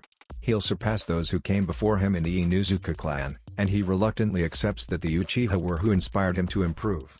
Hisashi and Neji are seated before Hiyashi, both with identical scowls marring their faces. Hisashi likes to consider himself a patient and tolerable man, but there's only so much he can take before even he snaps. He used to have a good relationship with his brother, even after being branded with the caged bird seal. He'd even been willing to die for him during the attempted theft of the Byakugan no Hinata, before Tsunade-sama set things straight. It had admittedly been a moment of weakness that he later shared with his son, to hate his life so much that he was willing to die and do the right thing for the clan, but expressed that in reality he had been trying to escape the life of a caged bird. Hisashi changed after that incident and took things to heart that he shouldn't have. He embraced the power of his status and used it to further his ambition at the complete expense of the submissive souls of the branch house. Part of him wonders if he would have been better off dead, to maybe make his brother feel even a slight part of compassion for the loss of his brother, but he knows that Neji may very well have fallen into his own doomed footsteps without his father's guidance and lessons. Unfortunately, Hiyashi's schemes had all but destroyed his eldest daughter, and Hanabi had fallen completely to her father's cruel and unrestricted influences. You are both to assess the Uchiha boys. Report to me their weaknesses and goals. Get close to them so that the Hyuga may know the best method to remove them from Konoha's control hierarchy. Your softness will make it easier to approach them. Hisashi grits his teeth. He wants to shout and scream at this husk that was once his brother, but the fear of the pain that the seal brings him stays his mouth. No. Neji refuses. Neji? Hisashi mutters incredulously. Neji's face becomes like iron, strong and confident but not lacking in emotion. A stark contrast to the man in front of him. You cannot refuse. Hisashi states emotionlessly.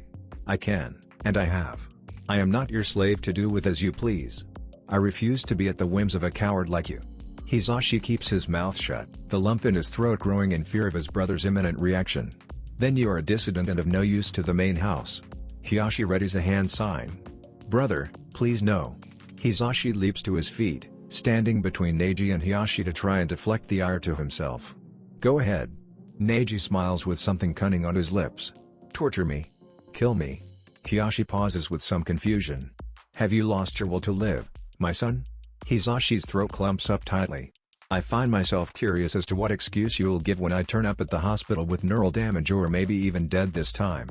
I think that Hokage-sama would like to know what happened to 1 Herjoun and 2, not to mention my team. Hiyashi's Byakugan flare to life, the skin around them pulsing in anger. Neji continues unabated. I did some research, you know. Old criminal cases that were hushed up during the reign of the Sun Daime Hokage, along with some reports that weren't followed up due to the Uchiha police force being decommissioned. Investigations showed that whenever a member of the branch house came forward with information regarding domestic and sexual abuse, strange things would happen to them. Sometimes, they would be inconveniently sent out on a dangerous mission and never return. Other times, they would suddenly have an intense stroke or seizure that would result in brain death that was chalked up to a genetic happenstance that occurs in Byakugan wielders that strikes at random. How? Curious. You mock your dead clanmates for their sufferings over a mere coincidence. Hisashi brushes it off. A coincidence indeed. A mysterious illness that only affects branch members. More interesting is that instead of giving me no information or torturing me like usual, you spoke to me. Do you perhaps have something shameful to hide that you need to make excuses for? Neji finishes with his own narrow glare. Hiyashi's brow deepens to show his immense rage. I will not have you slandering the greatest clan in Konoha's history. His fingers move to use the curse mark and Hisashi reels back in horror. Neji. A voice booms from outside. Hisashi freezes as the fast and heavy footsteps invade the Hyuga compound. Neji gets his last word in. Funny how these incidents decreased in volume after Tsunade-sama became Hokage. I have already taken measures to ensure that if I die or find myself inflicted with any suffering from you and your pathetic house, then your clan is going to be under quite a bit of scrutiny going forward. The only way for my house to end is my death. Hisashi spits. Do you plan to kill me, weakling child? Kill you? Neji looked amused at that. What good will killing you net me? All that will do is open a vacuum for an equally conniving cockroach to fill your shoes. I am now someone who doesn't live within the control hierarchy of the Hyuga clan. What does it matter to me that you scheme away? You can do nothing. The truth will come out, and that will be a fate worse than death for you and anyone who has ever helped this clan of murderers, slavers and rapists. Hiyashi's pale skin stands out. He turns on his foot before the owner of the slapping footsteps can see him. Neji. Rock Lee thunders, looking quite healthy and motivated. Hisashi looks at the two teammates as they whisper into each other's ears. Did it work? Lee mutters, unusually quiet. Yes. This conspiracy has lasted nearly 60 years, and it's high time that it ends. Do you really think that it's possible? Rock Lee, tempered by his catastrophic defeat at Naruto's hands, has become wiser and capable of seeing events for the great echoes of change they can create. I know so. Neji states fiercely to his friend. Whatever this is involves all of us. Every shinobi and civilian in Konoha, we're getting bound to politics and reputation instead of personal strength. Hyuga, Sarutobi, Uchiha, and Senju, all of us are connected somehow in conflict, and I refuse to let this be swept away in time while there are forces snuffing us out. There has never been a better time to act than now. Hisashi's eyes well up with emotion. To think that his son would be the only one to come close to breaking this cycle of suffering. Things hadn't been all too great since Tsunade-sama removed Enzo from Anbu, transforming him by giving him a name and placing him in the regular forces as a jounin. She insists that his abilities, skills and professional demeanor make him a good role model when he's in the eye of the public. She then went on to spout off psychological concerns that he paid attention to but didn't entirely understand. But apparently, the tiny amount of time that he'd spent babysitting Uchiha Sasuke while he played around with Baijuwa Chakra had caught the attention of some other training neglected kids. My dad said you were some super strong Anbu once and that I should ask you for advice. Yamato blinks at the Nara kid. He doesn't even know his name yet. Probably some knockoff of Shikaku's own name. Clans are weird like that sometimes, but maybe he isn't one to judge when he doesn't even have his own real name. The kid doesn't look like he wants to be there, but he's asking anyway, so that probably counts for something. Don't you kids have a sensei? Yamato asks, or really points out. The blonde girl gives a sassy hair flip, but her countenance has a frail edge to it, like she's afraid of an imminent rejection. How many people had these kids asked for training and had been shut down? Yeah, but aren't we supposed to go out and find people that have different experiences or whatever? Our sensei was never an Anbu. The Akimichi one adds. True. But that doesn't actually reveal what they really want from him. They'll better just ask. No point in dancing around in conversation. So why did you come to me? The Nara looks like he wants to sigh but opts to hold it in. We want to see if anyone can teach us better than our sensei can. Our parents aren't happy with Asuma's training and they keep applying to get us a new sensei. But someone is blocking it before it gets to Tsunade-sama. That's quite a bold thing to admit in front of someone you just met, probably. Yamato isn't so good with the whole social thing yet, and Kakashi is way too busy to bother him about every little thing he needs help with. But if Shikaku referred Yamato to the kids, then he probably expects him to keep this hush-hush. Okay. Yamato says bluntly. The kids are silent for a moment. Really? Yamanaka Gaki asks incredulously. Sure, Yamato confirms just as easily. But I want something too. We can pay you for services rendered. Shikamaru jumps on the opportunity. Yamato waves it off. Nah, I just want help. I'm not really good at socializing. I've been an Anbu for pretty much my whole life and I don't really know how to be normal. If you help me, I'll try my best to train you. They blink up at him with undeserved hero worship. Yamato slurps loudly on his ramen while Ino cheers him on. That's Bolten. You can do it, Yamato-sensei. He's gonna beat his record. Choji eggs him on joyously. Go for it, Yamato-kun. Ayame cheers with a blush. 11. Pucci cries out, declaring Yamato's new record. Yamato's bowl slips out of his grasp as he tries to put it down. He feels sick. Don't tell me you're gonna hurl, sensei? Shikamaru asks with a conniving smile. Brat. I'll show you all. He holds it in with as much concentration as he can. The curtains of the ramen staff pull open unexpectedly. Time for a mission. Quickly, the mood dims as Sarutobi Asuma enters with his own declaration. Yamato isn't blind or deaf.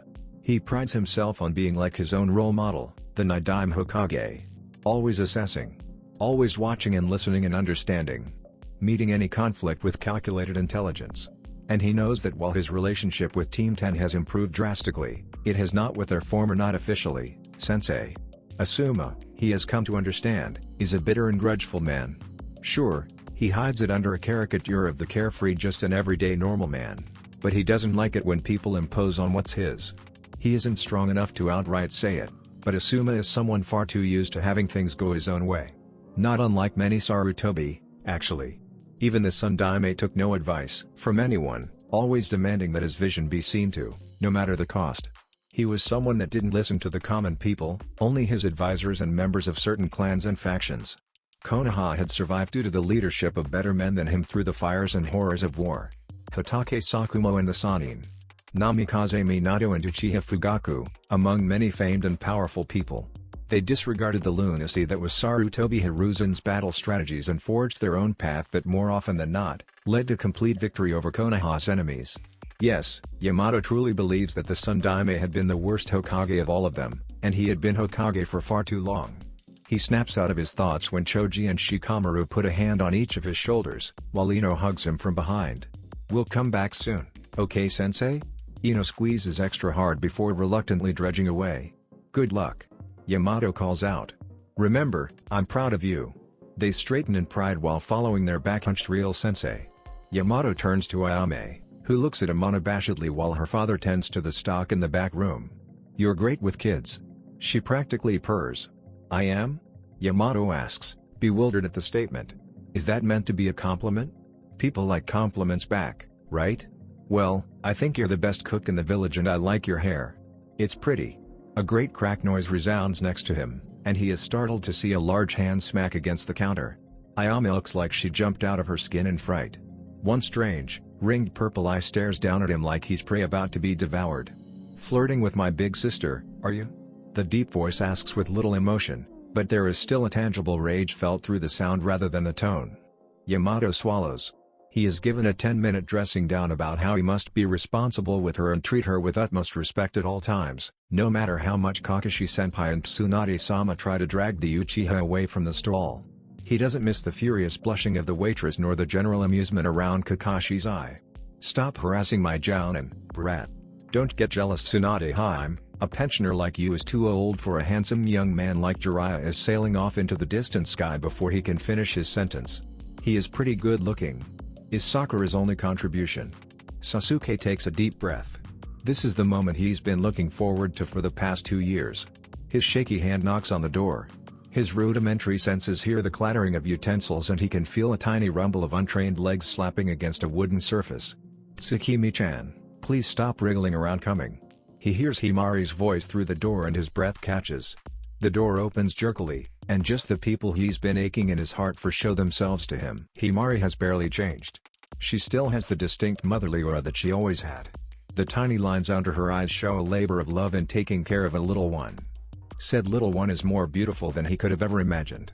Tiny flecks of light brown hair lick off the top of her head like feathers, and dark green eyes take in his appearance with unreserved curiosity.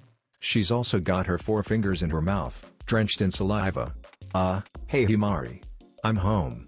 Himari reaches out with her free hand and clumsy as it is, it finds its way to his arm and skitters up delicately as if to make sure that he's really there. Her hand gradually makes its way to his shoulder, and then to cup his face. It's really you. Oh honey." She pulls him into a one-armed hug and cries, "And God, does it really feel like home." Contact with someone that he loves is so much better than the prostitutes that Jiraiya tried to shack him up with, always grabbing him and running their hands over him until he got annoyed and left them behind. "You're finally home, we need to catch you up, Yuito will be so happy." "Wait, you haven't met your little sister yet?" Sasuke laughs as she stammers. She looks faintly embarrassed but soon extracts revenge by placing Tsukimi in his arms. He fumbles at the unexpected wait.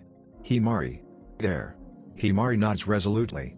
"You are now officially babysitter number 1. Better get used to it, Sasuke-chan." She's more than a handful. There's a sense of foreboding there, but he tries his best to ignore it and gets a better grip on Tsukimi. Green eyes look up at him. "Bah? Tsukimi-chan." Sasuke tries and her big eyes show recognition to her name. "I'm Uroni-chan." "PRLBLBLB." Tsukimi blows a raspberry at him. Sasuke takes it like a champ. Himari laughs. "Come on, let's go find my dearest husband and you can tell us all about your training trip." Hi, Okaa-san." Sasuke's retort comes out as sarcastic. She takes his arm immediately and doesn't even try to contradict him. "Found you." Karen pounces on Naruto. Well, if it isn't the most beautiful woman in Konoha's history. Karen pulls him down into a long and full-tongued kiss. Right in front of his annoying chauffeurs through the village, persistently following him around as if he's going to listen to anything they have to say. So he ignores them and immerses himself in Karen's mouth shamelessly. A long streak of saliva between their mouths is quite visible to the jaw-hung spectators when they're finally done. In the middle of the street? Sakura asks weakly. Kakashi gives a thumbs up, having no words to describe Naruto's accomplishment at scoring someone who he is obviously destined to be with. Sakura. Karen perks up. You look great. Thanks, Karen. You do too. And you've changed a bit. Sakura makes a point of looking at Karen's exposed arms, free of the bites that plagued them before, and she clearly takes notice of her now pupilled scarlet eyes showing off freely and without the lens of glasses obscuring them. Perks of having Naruto as my boyfriend. Karen states with a grin, apparently learning from Naruto how to give an answer and yet provide absolutely no information at all. How? Tsunade butts in with curiosity. Uchiha Kenjutsu. Naruto deflects quickly. He thinks if he keeps it close to his chest then maybe he can take advantage of it again someday, without being taken advantage of. Tsunade's nose scrunches up in distaste but pushes no further. You haven't seen Sasuke yet? Karen asks her paramour. Not yet, I keep getting distracted. Naruto admits. I'm going to see him now though. This is the part where I go. Jiraiya announces. I've had enough of that brat. You know how much money I spent trying to shack him up with total babes? I never want to see his face again. Tsunade pinches the bridge of her nose and Sakura looks disgusted. Stop being melodramatic. The will of a super pervert cannot falter. The geezer says sagely. I'll meet you in Tsunade's office, kiddo. We have some things to talk about. Later. Naruto waves. He's glad that things have quickly gone back in place between them, no awkwardness of having been away for so long.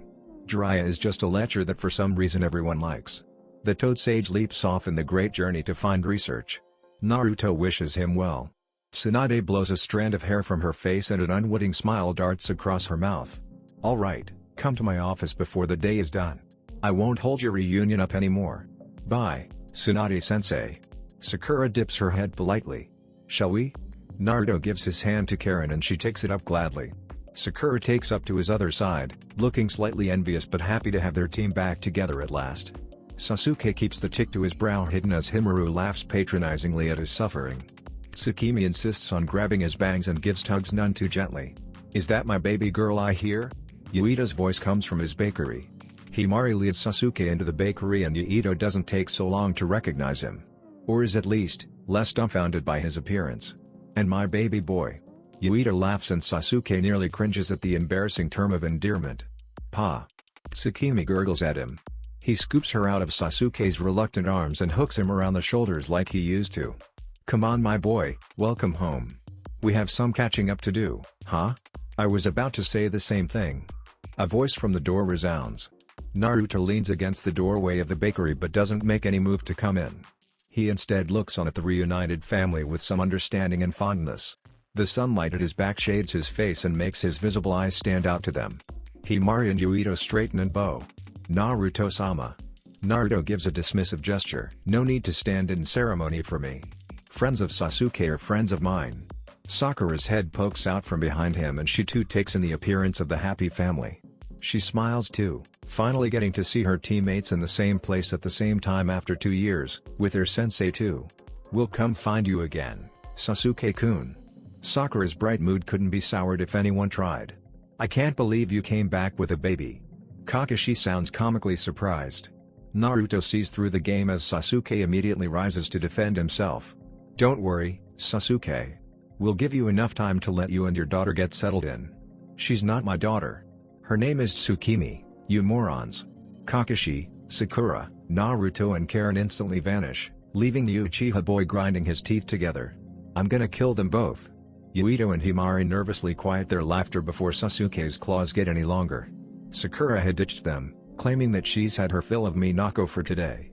Tsukimi, huh? Naruto hums the familiar name. That's a good name. They walk past several mystified parents and into the academy. Hey Shizune. Naruto walks past casually in the academy hallway. Hey Naruto. Shizune replies without even realizing. Wait, Naruto? I should have known all of the commotion would have been you. Me? I'm the picture of innocence. Your bingo book entry says otherwise. Shizune replies dryly, I have a bingo book entry? How much is my bounty? That's all you care about? Kakashi decides to fill him in. Between 50 million and 70 million, depending on which nation. Naruto frowns. What a pitiful amount. I guess they can't afford the shinobi it would take to kill me. Don't worry Naru, Karen attempts to cheer him up. Maybe next time you can wipe out the Akatsuki and someone will put a bigger bounty on you. I guess. Naruto mopes. What a stupid thing to be sad about. Anyway, I have someone to abduct from class. I take it you're here because of the village overreacting to my presence?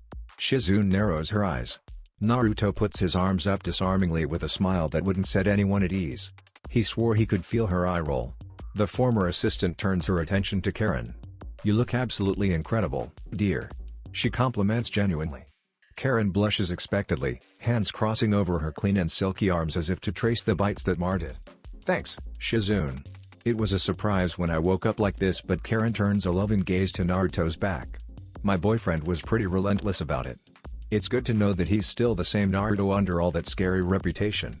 Karen can't find the words to reply to that. She's been with Naruto for every step of his journey and his quest for power over the past 2 years.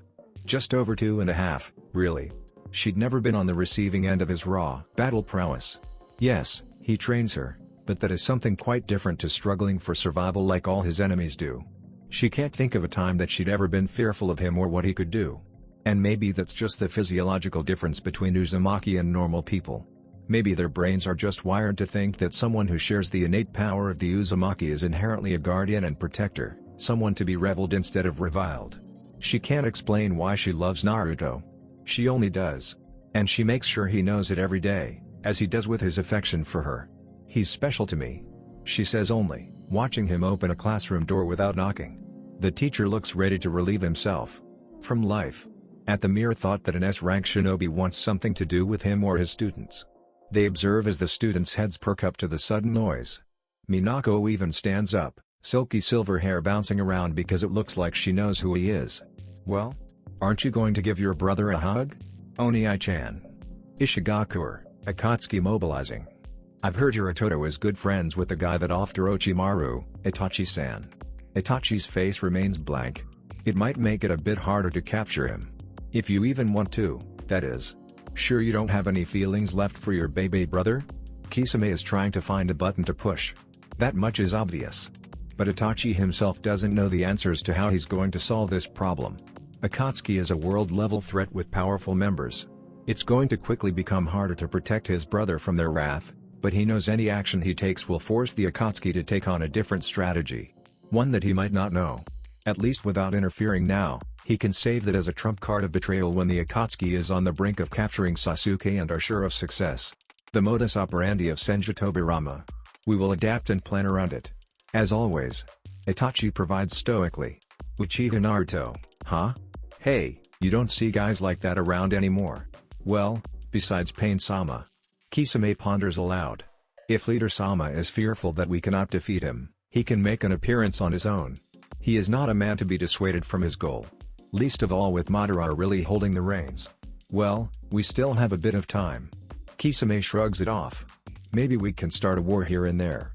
Brew some chaos, draw the Jinchuriki away from the people holding their leashes. Itachi says nothing. He only thinks of how many more evil deeds he can commit to protect Sasuke. How far is he willing to let the rest of the world fall into despair to protect him? He tries to blink away the spots in his eyes, but it's no longer illuminating. His sight isn't fuzzy like he thought it would become. No, it's just getting harder to pierce the veil of encroaching darkness that consumes the heart of an Uchiha. Otogakur, hidden base. Yakushi Kabuto. Kabuto swings a chakra scalpel at the unexpected intruder. It goes right through him and the swirly masked man is completely unharmed. He recoils. What kind of jutsu is this? I have a commission for you, young scientist.